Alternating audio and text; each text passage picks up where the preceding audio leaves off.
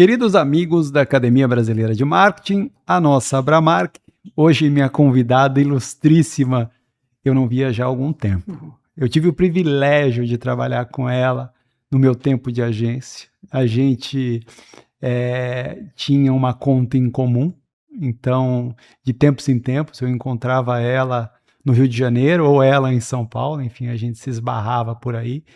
É uma pessoa incrível, gentil, querida, talentosíssima, e que está aí há 10 anos à frente de um negócio da maior importância, que tem muito a ver com a realidade do mundo, né? Onde a gente precisa cada vez mais olhar para questões que a gente convencionou chamar de ESG, de uma forma mais séria. E ela cuida, né, desse impacto, dessa conexão. Cláudia Matos, minha querida amiga, que é cofundadora e sócia da Oito Impacto. Como é gostoso te reencontrar, Claudinha. Eu que agradeço. Como é bom ter amigo nisso tudo aqui. Como é bom fazer amigo. Eu só chego a essa conclusão que é o melhor que a gente leva da vida. Sem Obrigada, Fábio. É dúvida. um prazer estar aqui. É um prazer poder te abraçar, te rever, enfim. Uma delícia. Claudinha, vamos lá. Começar esse papo contando a tua trajetória profissional. A gente se conheceu na Giovanni, mas obviamente ela começa antes disso. Então conta como é que foi essa trajetória até um momento em que você e sua sócia fundaram a Oito. Tá. Bom, eu, enfim, saí da faculdade de Publicidade, Comunicação, né? Me formei lá na UFRJ. E desde os primeiros períodos da faculdade, eu já muito interessada e enfiada nos estágios. Então, eu tive passagem para agências pequenas, uma agência que veio do Recife, que foi a que primeiro me estendeu a mão ali nesse momento, né, a B4. Depois eu trabalhei alguns anos, né, com os queridíssimos lá, Noel e Marcos Calvi, né, que hoje já não está mais aqui, mas o Noel, super parceiro, amigo na Casa da Criação. Tive passagem pela Thompson, tive alguma passagem pela DPZ e acabei parando na Giovanni FCB em 2000. E na Giovanni FCB eu fiz realmente ali a minha carreira. Eu entrei como supervisora de conta e encerrei, né, como diretora-geral do escritório ali do Rio. De atendimento, né? E com contas em São Paulo, e a gente tinha uma carteira, né, de clientes aqui em São Paulo e vinha muito para São Paulo, que me dava essa possibilidade de estar sempre junto com os amigos também.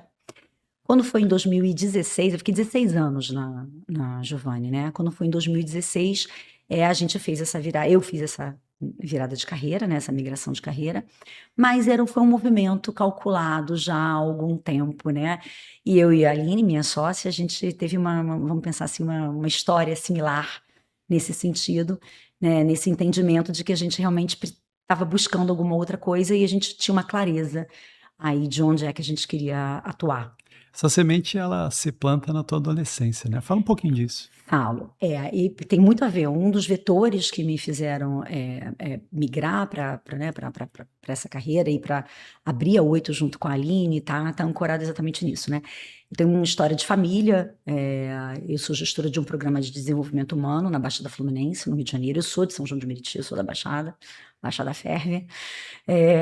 E eu sempre, e com isso, na verdade, por conta da carreira e desse projeto, eu sempre transitei muito entre esses dois mundos, né? O mundo corporativo, o mundo dos negócios, e a aplicação dos projetos e iniciativas na ponta, na vida real. Então, eu sempre entendi, para mim era mais fácil transitar nessas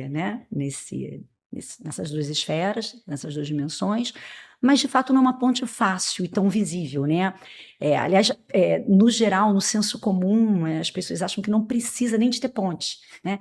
Que aquela pessoa que está ali só circunscrita ao plano corporativo, ela consegue tranquilamente chegar num território e aplicar qualquer tipo de projeto, né? Ou que algum projeto que nasça, né, daquela demanda daquele território consiga estar inserida num plano de negócio dentro do mundo corporativo. Então, não é tão simples assim, né? Há de se exigir ali uma tradução, um entendimento. Eu vi ao longo da minha carreira estratégias brilhantes, mas completamente inviáveis quando você pensa na vida real, de tirar do papel, tirar da gaveta e aplicar. Nesse meio tempo, eu também estava, a gente, né, comecei a olhar muito sobre as discussões, né, do que se fala de ESG, mas de sustentabilidade, né, esse debate já vinha muito, muito avançado na Europa, pouco avançado aqui, e eu comecei a entender que ali era o nicho onde essa ponte podia ser construída, sabe? Então, a minha experiência como gestora no Programa de Desenvolvimento Humano, né, que é o Fé no Futuro, que existe até hoje, que é um programa bem robusto para famílias abaixo da linha da pobreza, e acaba com um viés bem feminino, porque a grande maioria são famílias monoparentais femininas, e o meu entendimento sobre ativo de negócio, plano de negócio, estratégia, me credenciaram aí a buscar junto com a Aline esse outro caminho. Como é que brota essa semente, né, da 8 e que dor nesse ecossistema, que é um ecossistema, inclusive que as pessoas não entendem muito bem, mas que dor que vocês se propõem a resolver nesse processo? Eu acho que o principal ponto, acho que é isso que a gente tenta buscar e dar clareza, né? Acho que né, acho que a gente tem uma coisa importante, assim, a gente tem uma preocupação muito grande com o aprofundamento estratégico, e a gente vai falar um pouco disso, a gente atua nessas dimensões, e na execução, né? Também não adianta, de novo, a gente tem uma estratégia brilhante e na hora da execução a gente não conseguir colocar de pé. Então, como a gente tem né, a gente consegue tangenciar, né, bem esses dois pilares, né, além de comunicar bem essas iniciativas, a gente consegue oferecer para os nossos clientes uma clareza sobre do que a gente está falando, né, a respeito de quê, né, quais são os papéis e a importância de cada coisa. Então, quando a gente começou lá atrás e a gente teve que fazer no início, a gente era procurada para fazer aplicação de projetos de impacto positivo, que era ótimo, né, de pessoas super bem intencionadas, sem dúvida alguma, mas que também estava muito nebuloso o que era. Não, porque eu quero ter um negócio com propósito, né, marketing de causa. Então, ninguém ainda sabia situar bem sobre o que a gente estava falando. Então, o que eu acho que é o grande ponto e o que eu acho que a gente consegue entregar com excelência assim, para os nossos clientes, é dar essa clareza sobre o que é estratégia de negócio. Sustentabilidade corporativa faz parte de plano de negócio. Tem que estar alinhado ao objetivo de negócio, tem que entender quais são os riscos e oportunidades para o negócio e tem que entregar legitimamente impacto positivo, porque também não é greenwash nem social wash, né? Então, essa clareza, entender que tem filantropia, tem investimento social privado, tem patrocínio, mas são naturezas diferentes. Então, arrumar essa casa, eu acho que quando você chega para um projeto e essa tranquilidade de que quando você for aplicar lá, sim, tem essa via de mão dupla para o negócio, sim, tem indicadores, tem métricas, tem metodologia, então você consegue comprovar para os seus stakeholders o que você está fazendo, né? E tem que ter lastro. Né, e entender que tem que ter lastro. Então, acho que essa é a principal oferta e a principal dor, né? Vamos pensar assim, que a gente consegue sanar no momento em que a gente começa a trabalhar com o cliente. Acho que no começo, né? Acho que agora, eventualmente, mas no começo, acho que com mais frequência, de alguma forma vocês tinham que educar, né, esse mercado, até porque tem muitas coisas ali que eles não entendiam, e se você não entende, você não consegue nem perceber que você tem aquela necessidade. Era assim mesmo? Com certeza, assim, melhorou muito, mas lá atrás ainda se tem bastante confusão, ainda não é uma coisa que está completamente clara, né? Por isso que estabelecer esses vínculos de confiança, né, com a tua cadeia de valor na hora de estabelecer isso é importante. Ainda tem muita miopia, né, em relação ao que é, a serviço de que está sendo feito, e tem também má intenção, né? Porque quando se começa a falar muito de sustentabilidade, ESG no Brasil, né, o termo ESG ele é criado pelo mercado financeiro, a pedido da ONU em 2004, né? Então, assim, tem tempo.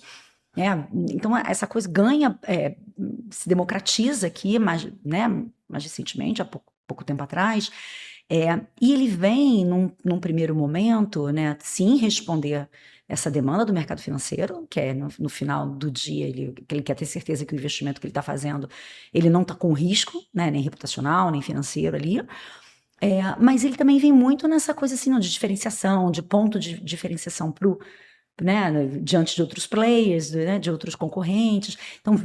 Então tem uma confusão do que é marketing, do que é, né, um tema material de sustentabilidade. Claro, eu sublinho aqui que a comunicação ela é imprescindível, né, para que se estabeleça, para que os sarrafos sejam colocados, né, para que a sustentabilidade ela ganhe o mundo e se democratize, né, em todas as categorias, em todas as empresas. É óbvio, quanto mais se comunicar, melhor. Mas teve uma animação, um alvoroço muito grande, né? Então a gente viu muita iniciativa, por exemplo, sem lastro, né? Muita intenção, né? E pouca ação, pouco compromisso, vamos pensar assim. E isso, na verdade, é um grande risco. Isso é uma coisa que a gente também fala muito abertamente com os clientes. É um grande risco, é um telhado de vidro imenso. A gente não vive mais num mundo onde a comunicação, né, é um monólogo.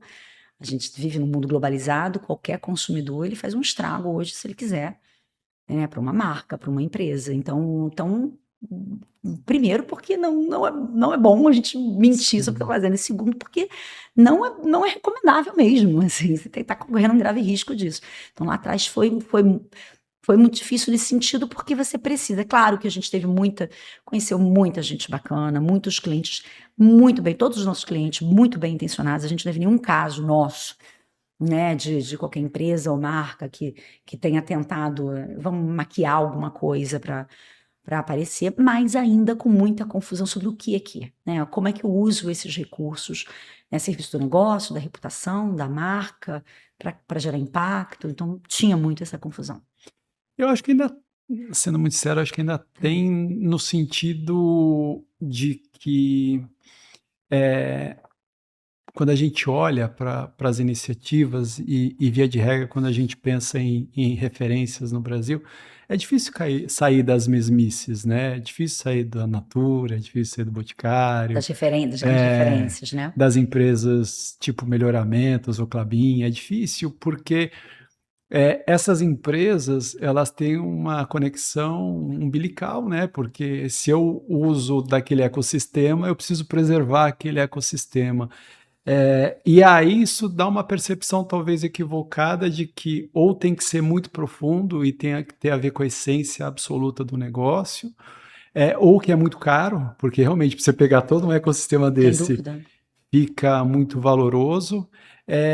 E aí acho que de alguma forma isso gera uma barreira, porque é muito difícil, é muito complexo, ainda corro o risco de tentar fazer e fazer errado e ainda ter uma série de críticas de mercado, né? Se eu sou uma empresa com ação em bolsa de valores, então aí é pior ainda. Como é que a gente mitiga essas coisas todas para poder fazer com que isso seja mais fluente nos negócios? O mais importante, você tem toda a razão, e assim, existe uma percepção, né, que não está correta, de que você tem um trade-off muito grande, né, na hora de você assumir, vamos pensar assim, práticas sustentáveis dentro dos seus negócios, né? Claro que uma Natura ela tem isso no DNA, né? É a essência da marca. Sim. Mas você vai ter outras marcas que não têm essa questão da essência. O que é importante, e aí eu acho que não é uma opção, né? Qualquer natureza de negócio, ela vai ter que olhar dentro da sua, né, da sua operação, aonde ela entrega mais impacto na sociedade e onde o que acontece na sociedade gera mais impacto no seu negócio, para o bem e para o mal. Porque é isso que a gente está falando de risco. Então não tem como uma empresa estar no mundo hoje e não estar exposta a esse risco. O risco de não olhar para a sustentabilidade como parte efetiva do seu plano de negócio, ele está posto. Ponto. E ele não precisa ser caro. E não é para ser caro, né? Não é para ser um trade-off de, não, eu vou comprometer completamente o meu resultado para ser uma empresa sustentável. Não é isso. Né? Na verdade, essa escolha, essa estratégia de sustentabilidade corporativa, ela contribui para o sucesso do negócio. Essa perspectiva que tem que ser vista. Então, quando uma empresa ela vai olhar para isso, ela vai escolher aqueles temas materiais aonde ela realmente possa gerar mais impacto e onde ela consegue se blindar de impactos né, de acontecimentos que se tomarem lugar na sociedade possam impactar o seu resultado. Então, ela nunca vai ser um plano de governo e não é para ser, né? E ela vai ter indicador, e é um processo, não vai ter linha de chegada, não tem linha de chegada, né? Porque os cenários vão mudando, né? A gente está falando de sustentabilidade no mundo, o mundo muda o tempo inteiro, é uma guerra, é a própria mudança climática, enfim, o que acontecer, ele vai mudar os cenários, né? Política, né? Geopolítica. Então, o fato é pensar, entender, aí eu acho que é o que a gente faz diferença, essa inteligência estratégica. Entender onde a gente vai apostar as fichas, né? É olhar para o negócio, fazer uma imersão no negócio, ver onde é que a gente tem risco, onde a gente pode trazer mais lastro, e aí escolher estrategicamente quais são os temas materiais. Tem empresas que querem 18 temas, não consegue, não vai fazer. Fica ali nos seus 6, 7, Faz trabalha direito. bem os seus 6, 7, e vai ter temas que eles vão estar mais maduros, porque isso acontece muito, Fábio. Foi até bom um parênteses aqui, porque quando a gente entra num cliente para um trabalho novo de inteligência, a gente primeiro faz uma imersão e olha para dentro de casa, né? Tem tantas vezes que eles têm iniciativas de sustentabilidade que eles nem classificam como sustentável. E tá ali, né? No olho deles, né? Porque as pessoas têm o senso comum tá mais no ambiental ou alguma coisa de social, mas tem tanta coisa quando você vai olhar que gera impacto para a sociedade e vice-versa. Então, a primeira coisa é arruma a casa, olha os seus temas materiais, vê o quanto você está avançando, que você já faz e que está avançado, tá ali dentro daquela caixinha, vamos pensar assim, né? O que precisa fazer e coloca essas metas. Compartilha essas metas como um compromisso público, né? Metas viáveis, mas há de ter um esforço. Claro que tem que ter um investimento naqueles que estão maduros, óbvio que vai ter, mas é um investimento de negócio, não é um investimento de filantropia, não é um investimento de marketing. Não é um investimento de comunicação.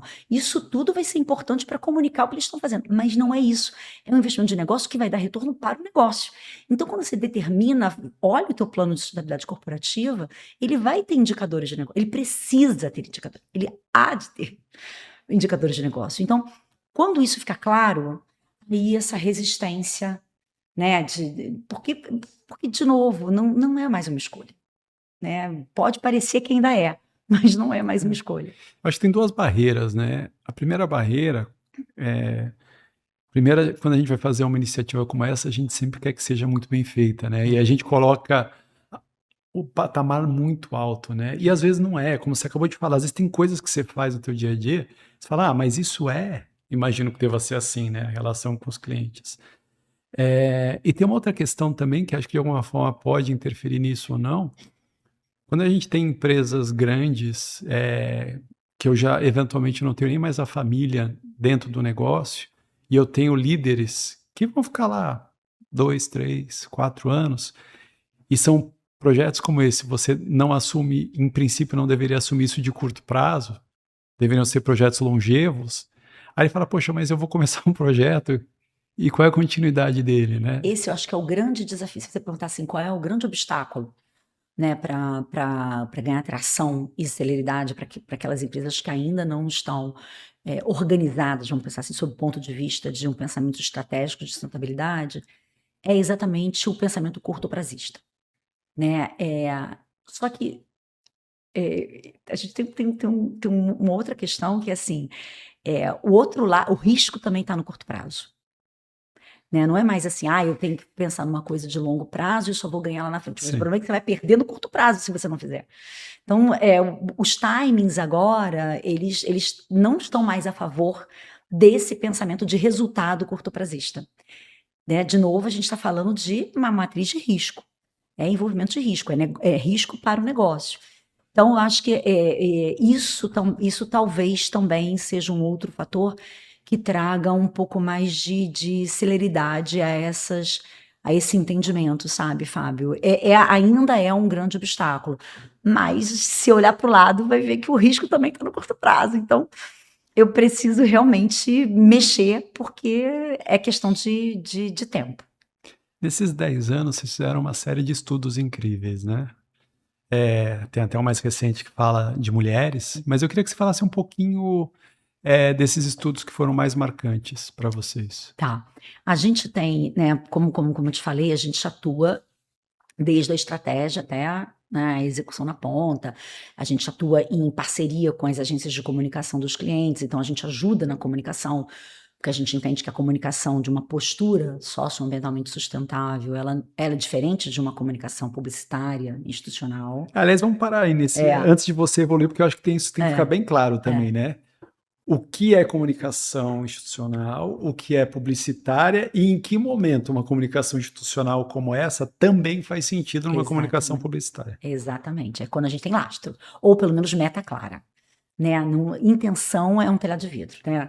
Tem casos e casos, aí a gente pode ficar aqui a tarde inteira dando exemplos, né, de tentativas de uma comunicação surfando uma onda de determinada causa ou com alguma intenção, e que no mundo globalizado entra um consumidor e fala assim, não, mas peraí, você está falando de diversidade, que você, né, você está aqui apoiando diversidade, mas não tem mulher nenhuma num cargo de liderança, então esquece, isso realmente, de novo, é um tiro no pé, um telhado de vidro.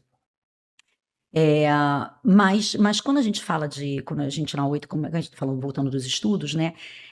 O nosso primeiro trabalho, quando a gente pega um cliente que ele não tem uma estratégia já bem elaborada, né, baseada, e mesmo quando ele já tem, a gente faz um trabalho muito de imersão nos negócios, né? Mas no geral, nos grandes, como a gente está falando, que está se firmando ainda é um campo ainda, né, que ainda está em muita definição. A grande maioria dos projetos, a gente começa na parte estratégica, né, de uma página realmente em branco. E aí a gente faz muito diagnóstico social. Então, acho que para mim, se eu tivesse que sublinhar os tipos de estudo, né, de projetos que a gente faz, os diagnósticos sociais, né, quando a gente olha para qualquer natureza, a gente tem clientes de diversas naturezas. Vou dar um exemplo, a gente tem um grande cliente de saneamento, né? Saneamento muda a vida das pessoas. Muda muito. Então, quando a gente vai fazer qualquer tipo de projeto, a gente sempre tem esse trabalho prévio, que é a base, que sem ele a gente não consegue evoluir com nenhuma recomendação tática, que é o diagnóstico social. Onde é que a gente vai atuar? Que território é esse? Quem são as partes interessadas?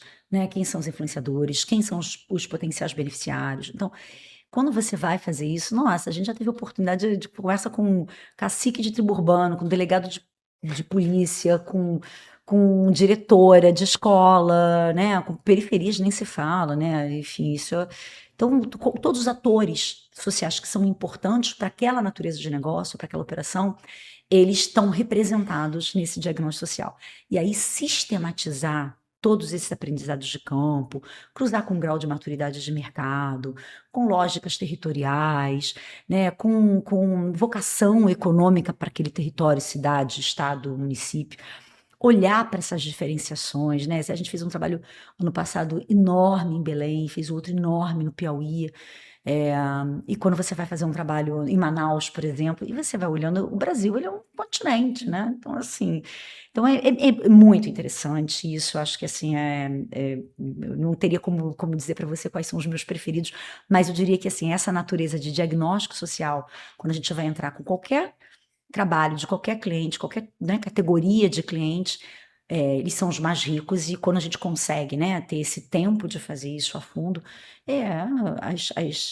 os terrenos férteis, eles pulam, eles saltam, né, e a recomendação tática, ela é certeira, não tem que errar. Você não tem desperdício de esforço, de investimento depois, na hora da aplicação, da execução.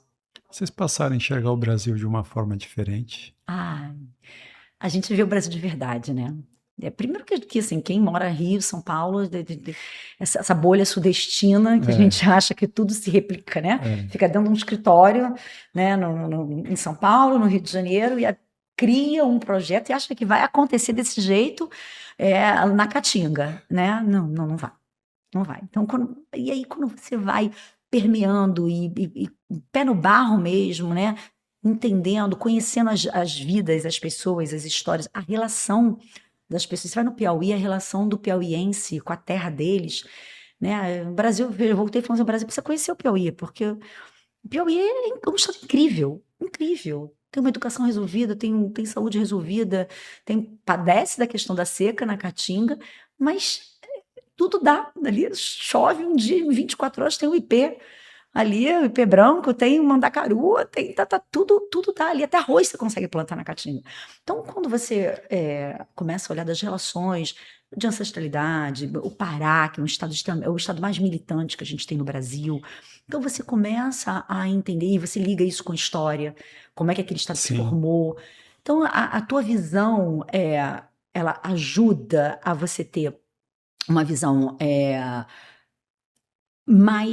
um pensamento mais sistêmico, guardando essas diversidades e, sobretudo, por conta delas, de onde você aplica os esforços, inclusive dos seus clientes, porque às vezes ele tem uma operação aqui, mas o impacto que ele vai trazer dentro da operação dele está lá em outro lugar. E por que a gente está recomendando ali? Então, isso é muito bacana. É, empresas de porte médio e eventualmente pequenos também podem fazer trabalhos como esse? Devem. E dá para fazer. Dá para fazer. Claro que você vai medindo, senão você vai fazer uma coisa imensa, né? A Sim. gente fez um trabalho uma vez em 2017 que a gente fez um trabalho em 10 estados. É muita coisa, foi um trabalho muito robusto. Mas deve. A gente tem trabalho num bairro, né? Ou num município, né? Ou no entorno. A gente fez para um cliente que ele tinha uma planta em São Cristóvão e tinha externalidade essa planta. Então foi um trabalho focado em São Cristóvão. Dá para fazer. E é preferível você fazer pequeno e certo, e depois você vai vendo. Ou replica a metodologia, ou faz um outro estudo e depois vê o que pode aproveitar do que você já entrou ali. Então, tem possibilidades. O importante é entender que você, sem esse conhecimento, certamente você vai gastar mais dinheiro no final. Esses projetos dentro das empresas, existe normalmente uma área que inicia, que faz o pontapé ou não? Então, isso é muito interessante, né? Lá atrás não tinha mesmo, né? A sustentabilidade ela chegou muito através do marketing, do RH, né? Hoje em dia você já tem departamentos, né? As empresas maiores, inclusive, você tem os departamentos de sustentabilidade, você tem um separado para investimento social privado. É, então, quando você tem um departamento, né, que capitaneia, porque pensa comigo, né? Uma empresa responsável socioambientalmente, não é o departamento que é responsável, é a empresa, né? Esses temas são temas transversais, né? Um tema como diversidade e inclusão, ele vai necessariamente passar por RH, ele vai necessariamente passar por formação de líderes. Então, você tem temas que eles vão precisar de 2, 3, 4 departamentos, ele é transversal. É, o que acontece hoje é que quanto mais a sustentabilidade ficar claro que ela está ligada ao negócio, mais a gente tem a alta liderança pedindo, né, entendendo, demandando esse tipo de pensamento estratégico, porque ele está completamente linkado aos planos de negócio, né, um 5-year plan, né, o que aquela estratégia de sustentabilidade vai trazer lá na frente já está projetado ali num plano de crescimento, por exemplo. Você tem uma empresa que tem um plano audacioso de crescimento, ambicioso de crescimento, o plano diretor de sustentabilidade certamente vai ser um dos pilares daquele plano. Então, quando a gente está falando de estratégia, quando tem essa clareza, é a alta liderança. Como é que se estabelece um budget para fazer um projeto como esse? Então, eu acho que aí, de novo, né, quanto mais claro tiver internamente, né, dentro da empresa, qual é o papel e a função daquele projeto ali. Aquele projeto ali é prioritário para o plano diretor de sustentabilidade?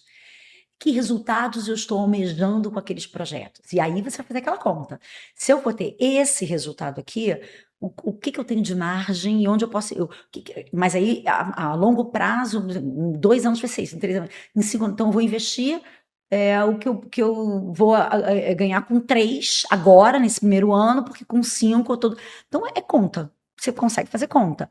Desde que você entenda bem que aquilo ali ele precisa ser monitorado, ele tem que ter indicadores e resultados bem estabelecidos na hora que você pensa esse budget, né? Agora, acontece muito, como isso não é tão comum como deveria, né? E isso é uma coisa que está crescendo. O que a gente vê muito é aquela demanda reativa. O que eu estou querendo dizer com isso, né? É quando teve uma crise, se instaurou uma crise, pelo amor de Deus, a gente precisa. Aí Aí tem que ter um investimento maior nesse primeiro momento, que se tivesse planejado, possivelmente não. Que aí entra junto com uma gestão de crise, É aí gestão. entra PR junto e é uma loucura. Exatamente. Plano de sustentabilidade corporativa, ele está atrelado a plano de negócio. Então, ele tem que ter resultado, métrica, para você entender o quanto que você vai investir ali, o quanto ele é importante, o quanto ele é relevante, para que você alcance seu resultado em tanto tempo, num horizonte de tempo. Legal. Vou fazer uma pergunta um pouquinho da 8 agora, Claro. né? Por que 8, né? Vamos supor que eu sou uma empresa que está querendo fazer um projeto. Por que eu devo trabalhar com a 8? Então, eu achei que você fosse perguntar por que o nome 8. Que muita gente pergunta por que o Já nome responde 8. então por que o nome 8. Não, 8 é porque a gente quando começou lá, né, 10 Com anos 2 atrás. T's. Mas eu vou te falar que ela começou com 1 T, só depois a gente mudou para 2 T's. Mas quando a gente pensou em 8, a gente pensou no numeral 8, deitado, né, com esse símbolo do O infinito, infinito. porque a gente realmente acredita que a gente chegou num ponto, num contexto, num cenário que não existe outra forma de fazer negócios que não pense nessa retroalimentação. Porque daqui a pouco você não tem, né? Não tem como fazer, não tem como o que gerir se você tiver tudo em crise, tudo colapsando. O que eu acho da 8, sem modéstia e sendo muito, muito sincera com você, né? Assim, a gente gosta de ser legal e a gente é muito legal, a gente tem uma excelente avaliação dos clientes nesse sentido, a gente tem uma retenção de 100%, assim, a gente nunca teve um cliente que começou a trabalhar com a gente e parou de trabalhar porque de repente que sanou o projeto está cuidando lá, mas se tiver que fazer uma outra coisa, tenho certeza que é lá que vai estar falando. Mas eu acho que a gente tem uma postura muito responsável e honesta, sabe, Fábio? Quando a gente teve a decisão de abrir a 8 há 10 anos atrás, a gente olhou para isso, a gente entendeu que tinha um nicho ali, a gente viu essas conversas acontecendo, a gente não estava satisfeita com tanto que a gente, né, o que a gente fazia nas nossas carreiras, que era muito dentro de plano de negócio, mas a gente queria ver a coisa acontecer na ponta. A gente entendia que do jeito que estava se fazendo o negócio, ia chegar um ponto que não era, né, a gente estava vendo essa conta chegando, que não era mais sustentável, e a gente foi estudar. A gente estuda muito. Então, a gente diz assim, brinca uma com a outra, que a gente é muito cabeçuda. Tanto eu quanto a Aline e com todo mundo, né? Júlia, que trabalha com a gente, Bruna, que trabalha com a gente, assim, são uma sumidade, são todas pessoas muito interessadas e muito estudiosas. Então, quando a gente olhou para lá, né, lá atrás, a gente viu uma janela de oportunidade mesmo, porque pouca gente estava se especializando nisso, né? Nesse tipo de consultoria. E a gente tinha esse credenciamento, como eu te falei, né, do mundo corporativo e de aplicação de projeto na ponta.